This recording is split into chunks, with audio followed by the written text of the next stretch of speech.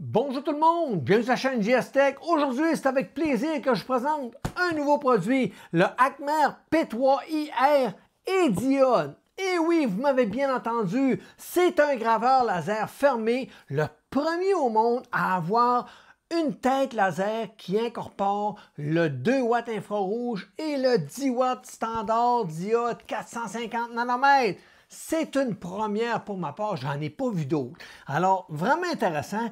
Et le produit me parlait beaucoup parce qu'ils ont développé aussi le Core XY sur le laser. On a vu beaucoup des Core XY sur nos imprimantes, mais pas sur les lasers. Donc, je crois, si je ne m'abuse, que c'est la première fois sur un laser qu'on retrouve un Core XY. Maintenant, je vais vous parler des caractéristiques du laser. Alors, on a une vitesse de gravure maximale de 48 000 mm/min avec une structure en Core XY ultra précise, ce qui lui permet de graver plus rapidement sans créer de flou.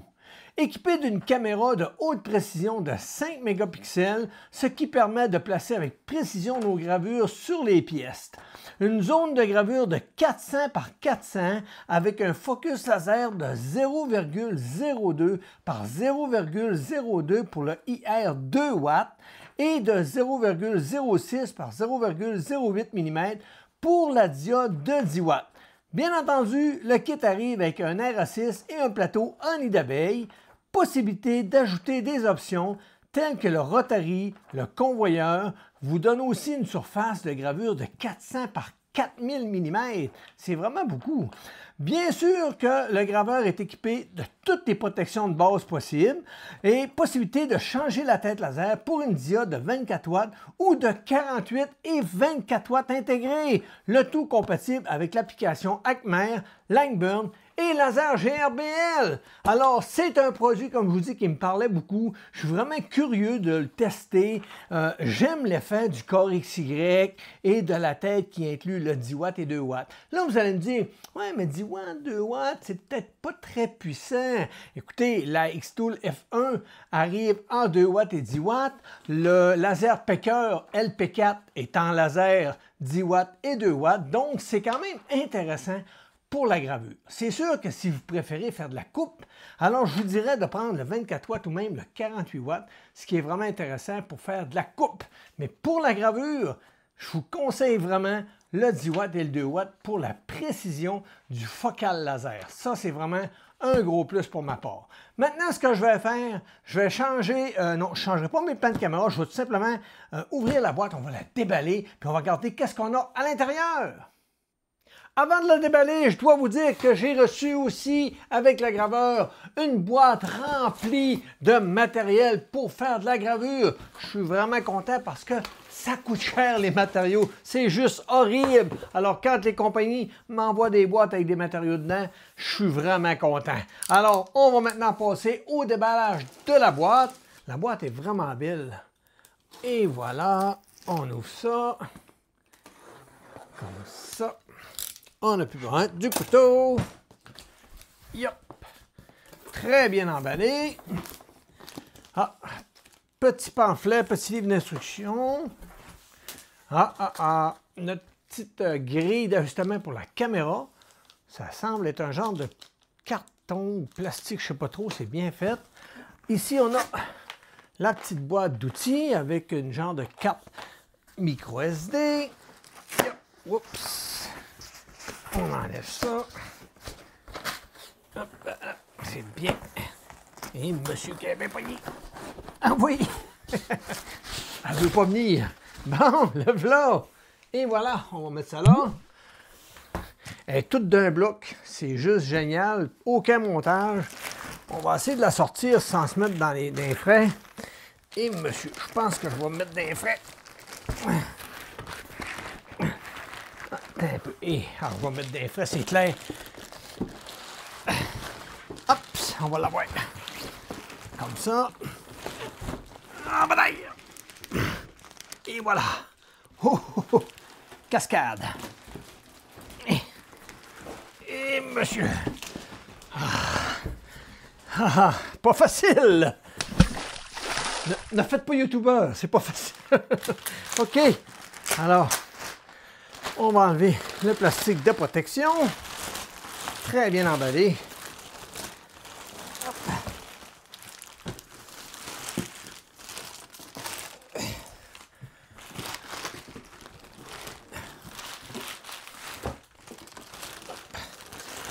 Et voilà.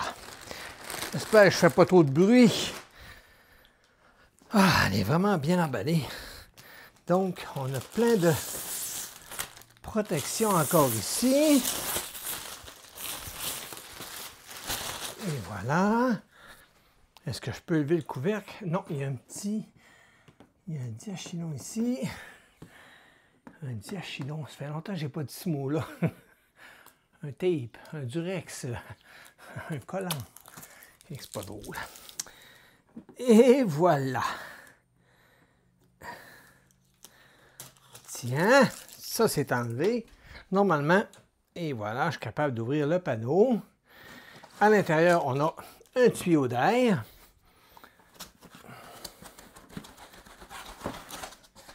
Une protection. Ensuite, une autre protection. Ah, il y a en mettre de la protection. Est-ce que je peux sortir ça?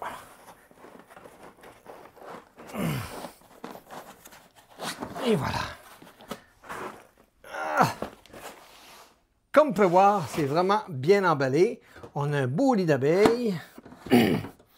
Plaque, ouais, un lit d'abeilles avec les aimants. Ça, j'aime ce type de main-là. Je vais vous les montrer, ce ne sera pas bien long. Alors, qu'est-ce qu'on a ici? Les accessoires. Donc, c'est collé. On va enlever les petits collants. Comme ça ici. Yep. Et voilà. Bon. Alors, câble, USB, alimentation. On parle de... C'est quand même pas si pire. On parle de 210, 240 à 2,5 ampères, 4000 mAh en 24 volts. C'est pas énorme, mais c'est normal. On a un 10 watts puis un 2 watts, fait que ça n'a pas besoin de plus que ça. Et voilà, donc on peut se débarrasser de la dite boîte. Ici, qu'est-ce qu'on a? Matériel, donc ça doit être des petites planchettes et autres. Exactement. Alors, plein de petits produits pour faire de la gravure. On aime ça, des petits produits pour faire de la gravure. On va mettre ça avec les autres.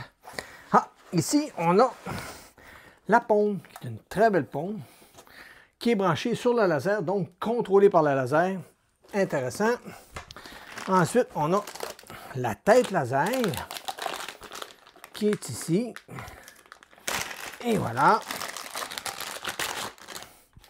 Très jolie. Elle a un petit diachylon. Je me pratique à dire des mots. Diachylon. Et voilà. On l'enlève. Donc, ah, ça, j'aime ça. Enfin. Enfin, ils m'ont mis un système magnétique. C'est plus facile lorsqu'on veut ajuster notre laser sur notre pièce. Quand on a une pièce comme ça, ici, un protecteur qui ne s'enlève pas, puis c'est vraiment très près de la pièce, pas toujours facile. Malgré que, avec la caméra intégrée, ça enlève beaucoup de problématiques. Même si on est près de la pièce, c'est pas grave. On vient prendre une photo de notre pièce, puis on positionne, puis salut. Donc, ça, c'est réglé. J'ai des petits genres de caoutchouc, je crois. Non, non, excusez, c'est pas un caoutchouc, c'est l'assemblée. Non, du tout. C'est la petite cale d'ajustement. Alors, sur le laser, on a la cale qui est fournie avec, qui est magnétique. Et on en a une aussi à part, qui est fournie avec, qui est un genre de plastique imprimé en 3D. Intéressant. Sinon, des lunettes dans un étui, c'est assez rare, ça. Alors, on va regarder ça. C'est des lunettes rouges, standard.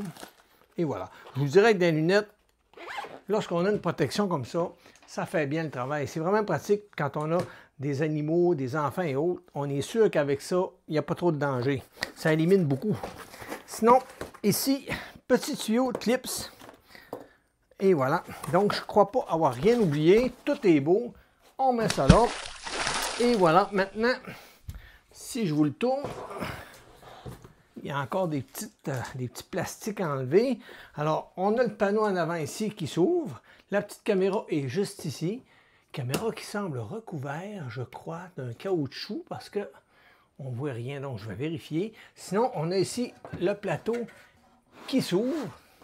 D'ici quand même pas pire. Il n'est pas trop dur. Le nid d'abeille est dans le plateau direct. Il semble être capable de s'enlever, mais il est comme pris là. Alors, ah oui, il y a deux petites vis ici en avant. Alors, parfait, comme ça, on ne peut pas se tromper. On voit ici le corps XY. Je vais vous le montrer en gros plan. Ne vous inquiétez pas. Alors, ce que je vais faire, parce que là, on ne voit rien tout simplement, je vais vous faire des plans rapprochés pour tout vous montrer les options, comment elle se branche. Et on a même une place pour l'air assis ici. C'est vraiment beau petit produit. Alors, je vous fais des changements de caméra, puis on regarde ça. On va maintenant faire un plan rapproché. Donc, je vais ouvrir le couvercle.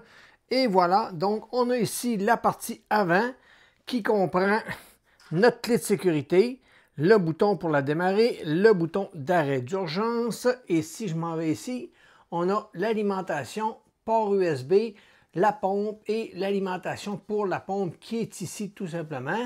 Alors, c'est correct, c'est propre. Ensuite, à l'intérieur, j'ai pris un petit tournevis qui est fourni avec parce que je vais devoir enlever ce bloqueur-là et ce bloqueur-là pour être capable de déplacer mon axe qui est ici. On voit ici le support de la tête. On voit le système KXY qui est ici. Voyez-vous, les courroies font tout le tour. C'est pas facile à montrer. Alors, c'est vraiment deux courroies en KXY avec les deux moteurs qui sont dans le fond ici. Un là et un là. Alors, c'est vraiment bien conçu. Le fameux nid d'abeille avec les petits systèmes que j'aime, qui sont magnétiques. Oups, ça n'a pas l'air très solide. Il va falloir que je corrige ça. Mais sinon, ça, j'adore ça. On vient insérer ça comme ça dans le trou. Et voilà, ça tient notre pièce. C'est solide, c'est magnétique.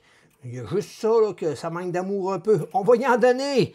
Ensuite, si on regarde de l'autre côté ici, on a une prise USB qui est branchée. C'est pour la caméra. On a un lecteur de carte micro SD. Ensuite, le Rotary.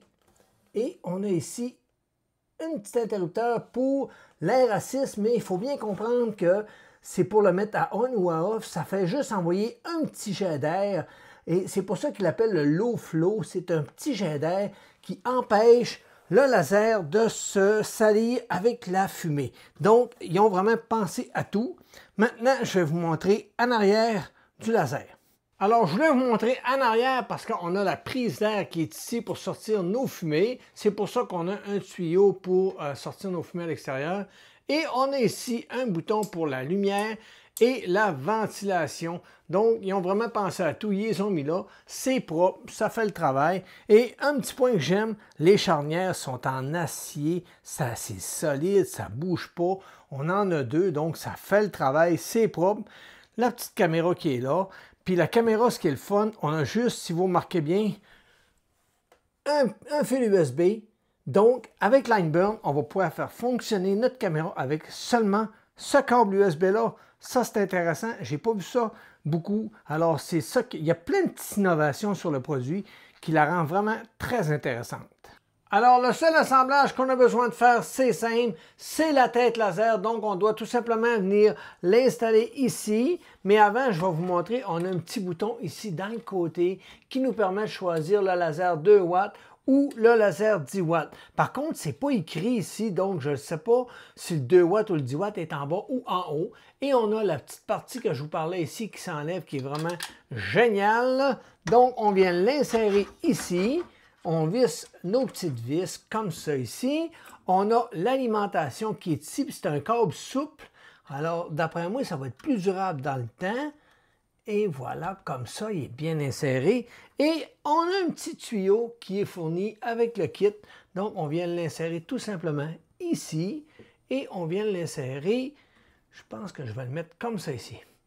Et voilà, aussi simple que ça. Donc, le tuyau peut se déplacer avec la machine. C'est vraiment une KXY. C'est vraiment drôle. Alors, maintenant, on va regarder pour la partie ordinateur. Avant d'aller à l'ordinateur, je voulais vous parler du bruit. Alors, présentement, c'est une des plus silencieuses que j'ai eues. Là, vous allez me dire, elle n'est même pas allumée.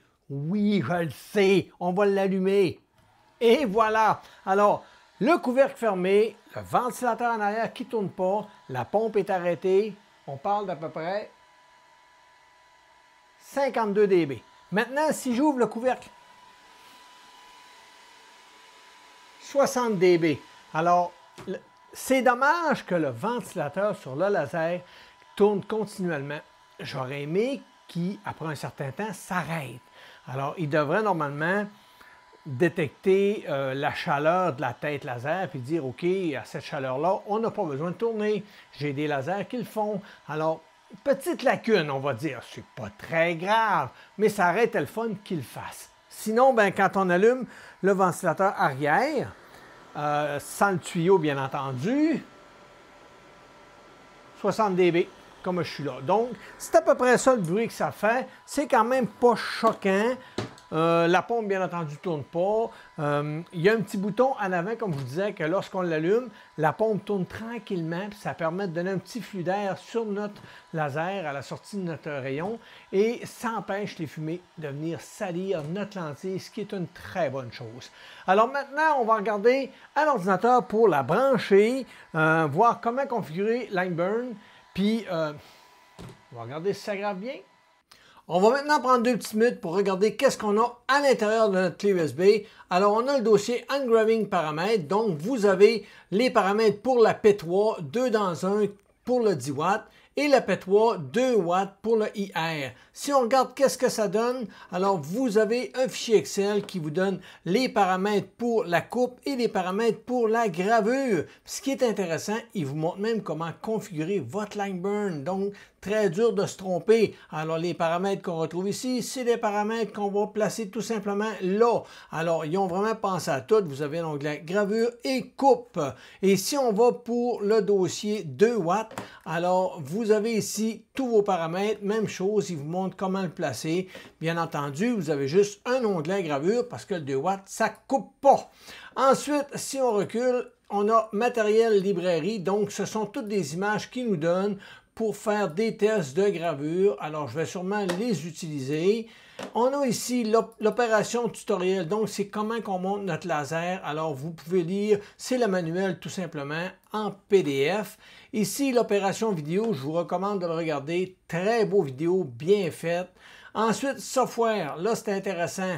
Vous avez les logiciels pour Mac et Windows pour, excusez, le driver. Et vous avez Lineburn pour Windows et Laser GRBL pour Windows et l'outil pour faire la mise à jour du firmware et d'autres petites configurations. Vous avez ici les boutons pour Laser GRBL et les 4 configurations disponibles pour votre graveur pour Lineburn. Alors, vous avez ici le P3 2 dans 1. Alors, P3 2 watts IR parce que le module 2 watts se vend aussi à part. Vous avez le P3 24 watts et le P3 48 watts. Donc, pour ma part, c'est lui ici que je vais utiliser pour mon laser. Ensuite, on a les test files, ça c'est le fun. Il nous donne 4 fichiers déjà configurés pour Lineburn. Alors lorsque je vais les ouvrir, je n'aurai pas besoin de rien faire, juste faire démarrer et ça va fonctionner. Alors on regarde maintenant pour Lineburn. On va maintenant regarder pour configurer Lineburn. Alors on fait tout simplement ouvrir notre logiciel. Si on n'a aucun laser d'ajouter dedans, il va nous apparaître tout de suite l'onglet pour ajouter mon laser. Alors, trouver mon laser ne fonctionne pas. La méthode, c'est faire importer. Et on va tout simplement dans notre clé USB qui est fournie avec la machine, dans l'onglet Software, et on choisit une des configurations fournies avec notre graveur. Donc, ça dépend de votre tête laser. Alors, pour ma part, j'ai le 2 dans 1. Je vais faire ouvrir et OK là-dessus. Et automatiquement, mon laser est fonctionnel, il a découvert mon COM, il m'a mis le bon module laser. Alors si je regarde, il a fait les bonnes configurations, il a ajouté un décalage, il a tout ajusté mes paramètres de plateau. Il y a juste ici que je vais activer le bouton du déclenchement et aussi le laser lorsque je vais cadrer et je vais mettre environ un 2%. C'est amplement suffisant pour voir mon laser. Alors je fais OK là-dessus. Et voilà, je suis maintenant prêt à travailler avec mon logiciel Lineburn. Maintenant, on va regarder pour Laser GRBL. Alors, pour Laser GRBL, c'est simple, on l'ouvre. Une fois ouvert, on peut accéder à notre machine. Donc, je vais le mettre plein écran. Alors, voyez-vous ici, je choisis mon port COM. La vitesse de communication, c'est 115.2. Et si je clique dessus, et voilà, je suis connecté. et le produit est fonctionnel. Maintenant, ici, c'est les anciens paramètres de mon ancienne vidéo, donc je vais faire ici importer un bouton personnalisé et je vais aller tout simplement chercher dans la section software le custom bouton et je vais faire oui sur toutes les questions qu'il me pose et ça va remplacer tous les boutons pour les boutons de mon produit. Donc, c'est aussi simple que ça pour Laser GRBL. Je vais maintenant vous montrer une dernière méthode pour vous connecter à votre graveur. Donc, si vous avez un portable ou un ordinateur sans fil, vous pouvez cliquer là-dessus et dans votre connexion ici, vous devriez retrouver votre graveur laser sans problème. Le mien est ici. Alors, je fais connecter et je vais écrire ma clé qui est 1, 2, 3, 4, 5, 6, 7, 8, toujours en majuscule, très important. Là, je vous taquine, vous savez qu'il n'y a pas de majuscule dans les chiffres. Alors, je fais suivant et je le laisse se connecter. Ça peut prendre quand même un 30 secondes, le temps qu'il me donne une adresse et tout. Et voilà, je suis connecté. Ça se peut que mon ordinateur rafraîchisse pas ses DNS, c'est pas normal. Donc 192.168.4.1 pour rejoindre mon graveur. Et voilà, je connecte automatiquement et j'ai accès à l'interface web de mon graveur qui me permet de le contrôler, d'accéder à mon interface SD. Comme là, je n'ai pas tout à fait... Et voilà, voyez-vous, quand je vous disais que ça prenait un certain temps, là, mon ordinateur est bien branché et j'ai accès à mon contrôleur, ma carte SD, les ajustements. Donc, je pourrais modifier les paramètres dans le firmware de mon graveur, changer la langue, j'en ai deux, c'est quand même un bon début. Alors, c'est à peu près ça pour l'autre méthode qui fonctionne très bien. Donc, vous pouvez choisir la vitesse, la puissance, vous avez tous les paramètres pour pousser des lignes de commande. Alors, c'est vraiment quand même intéressant comme petite interface. À vous de voir si ça vous parle. Dernier point, si vous avez besoin de récupérer les fichiers sur la carte microSD parce que vous l'avez perdu ou autre, vous pouvez aller sur le site de Acmer dans la section Support Center et Download. Et à partir de là, vous choisissez votre graveur et vous allez avoir accès au manuel, au driver de votre machine, au firmware et à la carte de votre micro SD. Donc, tout est là. Vous pouvez télécharger tout ça. Pour ma part, je vais télécharger le firmware et on va regarder comment faire la mise à jour de votre firmware. J'ai maintenant téléchargé mon firmware, donc je vais double-cliquer sur le dossier. On voit qu'il y a un manuel d'instructions en PDF et l'outil qu'on peut installer qui va nous permettre de flasher notre firmware et le fameux firmware qui est la dernière version mise à jour. Alors, si je double-clique sur le PDF en question, voyez-vous, il m'explique tout comment faire. Donc, on voit bien que c'est le bon graveur. Ça me dit que je dois installer ce petit programme-là. Ça m'explique comment l'installer. Ça me dit de prendre le premier onglet en haut ici, de sélectionner le fichier en faisant Open, 2, sélectionner le port, 3, la vitesse, et 8 MB pour le SP32S3. Et à partir de là, je fais Start et normalement, mon firmware va se flasher. Donc, on va le faire. Alors, j'ouvre mon MKS Laser Tool. Je m'en vais ici. Je sélectionne mon fichier dans téléchargement qui est lui ici. Je m'assure d'avoir le bon port COM 115.8 et voilà. Donc, je peux maintenant faire Start et ça devrait flasher sans problème mon firmware. Par contre, il me dit Wrong Chip Argument, donc ça n'a pas fonctionné pour ma part parce que je n'ai pas pris le S3. Voyez-vous comment il faut lire? Start. Et voilà! Ça fonctionne très bien. Même JSTech peut faire des erreurs. Donc, je laisse se terminer.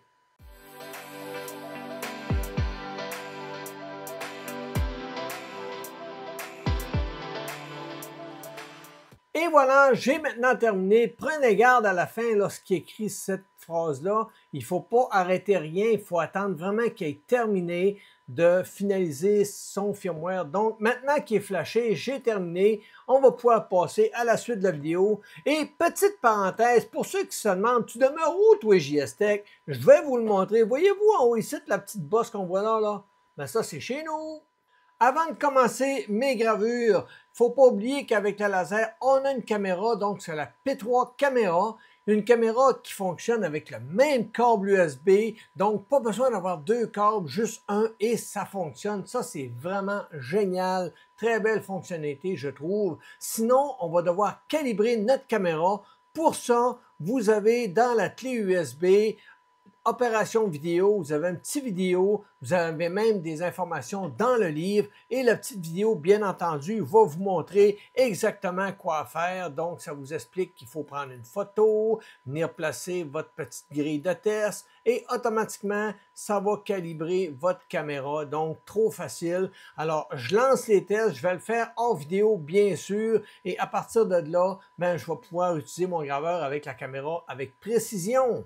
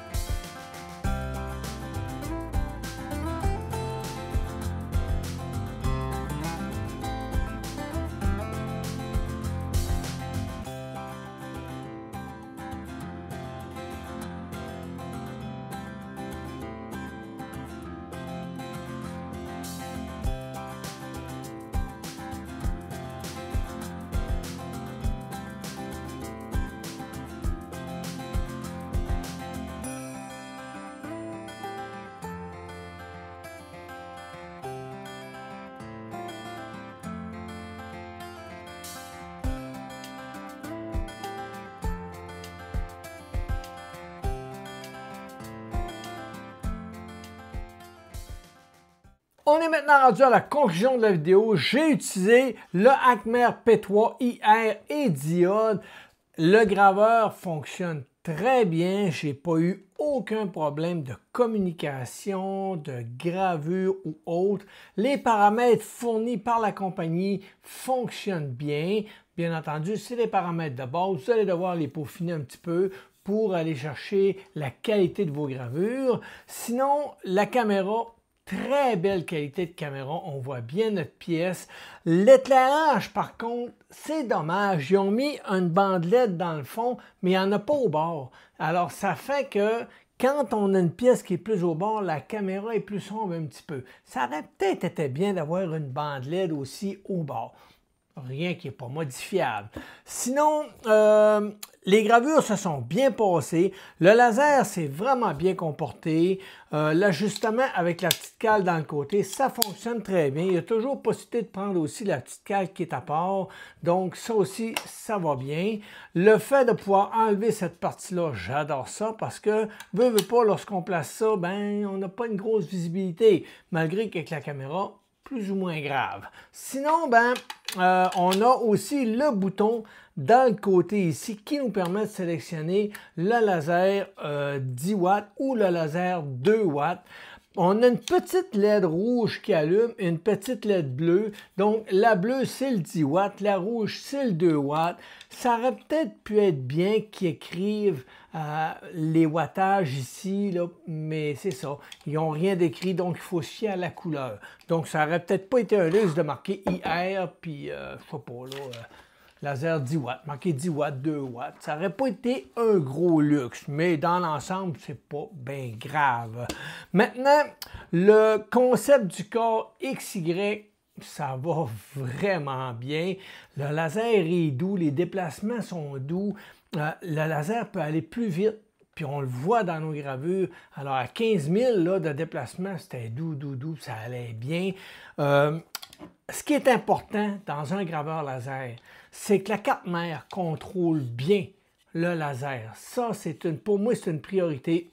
Celui-ci est bien contrôlé. Alors, lorsque je demande d'être en mode constant power, il fonctionne bien. Si je désactive le constant power, ça fonctionne bien aussi. Mes dégradés sont beaux. Alors, j'ai rien à redire pour la carte mère via le laser. C'est parfait. Donc, le produit dans l'ensemble fonctionne très bien. J'ai eu aucun problème. Alors maintenant, ce que je vais faire, je vais vous montrer les petites gravures et découpes que j'ai. Écoute, j'ai pas fait des grosses gravures ni découpes. J'ai fait un strict minimum, mais je vais quand même vous montrer ce que j'ai fait. Alors, je me suis amusé à faire une petite boîte en découpe, c'est 3 mm d'épais, ça s'est coupé tout seul. Le 10 watts peut couper plus épais que ça sans problème. J'ai déjà coupé par le passé 20 mm dans du pain avec un 10 watts. Alors lui, je ne l'ai pas vraiment testé, mais j'ai aucun problème.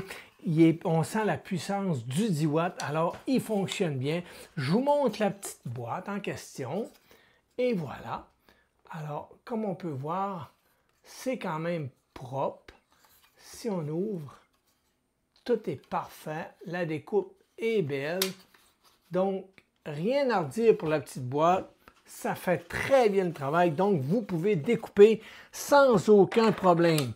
Ensuite, je me suis amusé à faire un petit porte-clés qui était fourni dans le kit en question, alors je vous montre ça tout de suite, et voilà. Donc, le petit porte-clés est gravé, et si on regarde de l'autre côté, alors ça donne ça. Donc, déjà 64 000 abonnés au-dessus. Alors, merci beaucoup, c'est très apprécié. Maintenant, je me suis amusé à faire mon petit carton Heart. Ben oui. Alors, je me suis fait une grille de test, je vous montre ça. Et voilà. Alors, j'ai juste fait ces petits tests-là et ça m'a tout de suite donné ça ici. Là, on va penser qu'il y a des lignes, mais si je vous montrerai le dessin, je vais peut-être vous le mettre en incrustation, le dessin, là. On voit très bien que c'est des planches. Alors, je peux peut-être me reculer un petit peu, là. Donc, toutes les lignes qu'on voit, là, c'est vraiment des planches qui sont dans le fond. J'ai peut-être manqué un petit peu de puissance ici. J'aurais dû mettre un petit peu plus fort. J'étais à 8,5 % de puissance. Je crois qu'à 9,5, j'aurais eu un meilleur résultat. Sinon, de proche, c'est quand même très beau. Alors, j'ai rien à dire. On voit tout de suite la qualité. L'important dans ce que je vous montre, c'est de voir si la machine est capable de graver des images, pas rien que des vectoriels, parce qu'il y a beaucoup de YouTubers, c'est ça qui nous montrent, des vectoriels tout le temps, des logos, c'est pas top, là. N'importe quel graveur peut faire ça. Donc, est-ce que la machine peut en déplacement, me faire des belles qualités d'image, puis qu'il n'y aura pas de décalage, qu'il n'y aura pas rien, puis que la laser va être bien contrôlée, puis que l'image va bien sortir. Donc, oui, ce produit-là le fait sans aucun problème. Maintenant, j'ai dit, je suis capable de graver sur du bois. Alors, par défaut, Acmer nous fournissait une petite planche de test. Donc, je vous montre la planche de test en question. Ça, c'est la compagnie Acmer qui la fournisse. Et on voit de l'autre côté les découpes, c'est très propre. Et je peux vous dire que l'R6 qui est ici fonctionne très bien. Maintenant, je vais vous montrer la gravure en question. Alors, c'est un âne que j'ai fait, mais la première, j'ai pris mes paramètres, j'ai dit qu'on l'essaye de même, ça a sorti comme ça. Donc, on voit que c'est noir un petit peu. Donc, je l'ai refait avec un 10 % de plus faible et voyez ce que ça a donné. Pour une gravure sur du bois, c'est très beau. Puis je peux même vous l'approcher parce que vous le savez que je n'ai pas peur de faire des gros zooms. Hein? Donc, on peut voir la qualité des détails. Pour une petite planchette de bois, c'est assez surprenant parce que le bois, c'est très dur de graver une image parce que c'est un matériau qui est vivant. Donc, dépendamment de son humidité, de la colle, de plein de paramètres, ça peut faire varier votre image. Même en gravant dans l'image, ça peut varier. Alors, vraiment satisfait, le graveur a très bien sorti mon image. Sinon, il m'en reste deux et non les moindres. J'ai testé le graveur 2 watts. Ça, c'est une petite plaque d'acier que j'avais achetée. Et j'avais essayé de la graver avec un laser normal, puis non, oubliez ça, ça ne marche pas. Donc, j'ai testé avec le 2 watts et je vous montre. Alors, ça a bien sorti. Je vais essayer de vous montrer que les jeux de lumière, c'est pas facile. Mais ça a vraiment bien sorti. Alors, la gravure est propre, elle est belle. Là, c'est pas facile avec les jeux de lumière de bien vous la montrer, là, mais ça grave l'acier sans problème. Le 2 watts fait le travail. Et j'ai fait aussi une petite carte d'affaires noire. Je vous montre ça tout de suite. Et voilà. Donc, la qualité de l'image est quand même très belle, mais j'ai de la misère avec ma lumière. Il faut vraiment que je m'installe de quoi pour mes lumières. Ça n'a pas de bon sens. Alors, je vous montre ça. Et voilà. Donc, c'est quand même propre. Je peux vous le montrer quand même d'assez près. Alors, ça reste quand même très beau. Je ne suis pas fâché du tout de la gravure. J'aurais pu peaufiner encore mes paramètres un petit peu mieux. Comme je vous dis, pour une première, c'est surprenant. Maintenant, j'ai fait une ardoise. L'ardoise a bien sorti. J'ai fait une grille de test en arrière et je me suis viré et j'ai dit, tiens, go, on lance ça. Premier test, ça a bien sorti, je ne suis pas fâché. Alors, voici la grille de test en question. Et voici la gravure en question. Alors, c'est pas choquant, c'est propre. Je peux vous la montrer de près. Donc, c'est quand même très propre. Je ne peux pas me plaindre du tout.